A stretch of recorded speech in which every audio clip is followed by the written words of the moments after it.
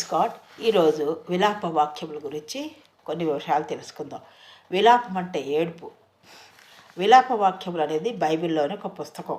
ఇది యెరూషలేము బబులోనులచే నాశనం చేయబడిన తర్వాత ఇది ఇశ్రాయేలీల తీవ్రమైన దుఃఖం, బాధను, పశ్చాత్తాపాన్ని, నిరాశను, ఆశను తెలియచేసే 5 విలాప గీతాల సంకలనం ఈ పుస్తకం.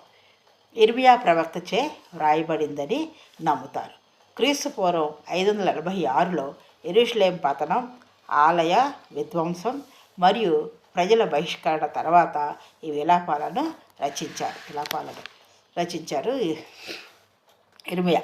ఈ పుస్తకంలో దుఃఖం మరియు వినాశనం, యెరూషలేము యొక్క పూర్తి విధ్వంసం, ఆకలి, యుద్ధం మరియు ప్రజల బాధను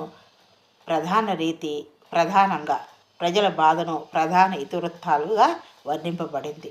పాపం మరియు తీర్పు, ప్రజల అవిధేయత మరియు దేవుని వాక్యాన్ని తిరస్కరించటం వల్ల ఈ నాశనం వచ్చిందని ఈ పుస్తకం వివరిస్తోంది.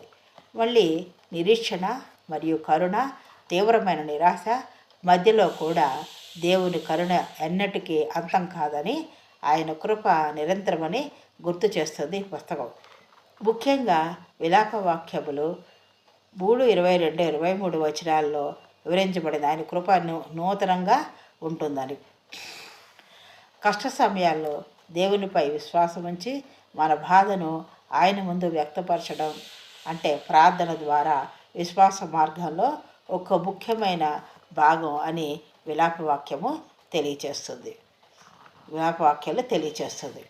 విలాపవాక్యములు అనేది విపత్తు, పశ్చాత్తాపం మరియు దేవునిపై నిరంతర నిరీక్షణను వివరిస్తుంది.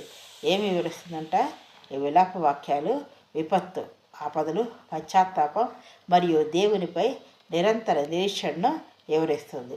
ఇది విశ్వాసులు తమ దుఃఖంలో దేవుని కరుణను కనుగొనడానికి సహాయపడుతుంది. పుస్తకం విశ్వాసులు మనం దుఃఖంలో దేవుని కరుణను, కృపను ఎలాగ పొందుకోవాలో కనుగొనడానికి ఇది సహాయపడుతుంది.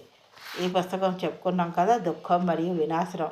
ఎప్పుడు యెరూషలేం యొక్క పూర్తి విధ్వంసం, ఆకలి, యుద్ధం మరియు ప్రజల బాధను ప్రధాన ఇతివృత్తాలుగా ఈ పుస్తకంలో వర్ణింపబడింది మాట. పాపం మరియు తీర్పు, ప్రజల అవిధేయత మరియు దేవుని వాక్యాన్ని తిరస్కరించడం వల్ల వచ్చిందని వివరిస్తుంది. దేవుని వాక్యానికి విధేయత చూపాలి, ఆయన వాక్యాన్ని తిరస్కరించకూడదు అని ఈ పుస్తకం వివరిస్తుంది. నిరీక్షణ మరియు కరుణ, తీవ్రమైన నిరాశ మధ్యలో కూడా దేవుని వైపు చూడాలని, దేవుని కరుణ గురించి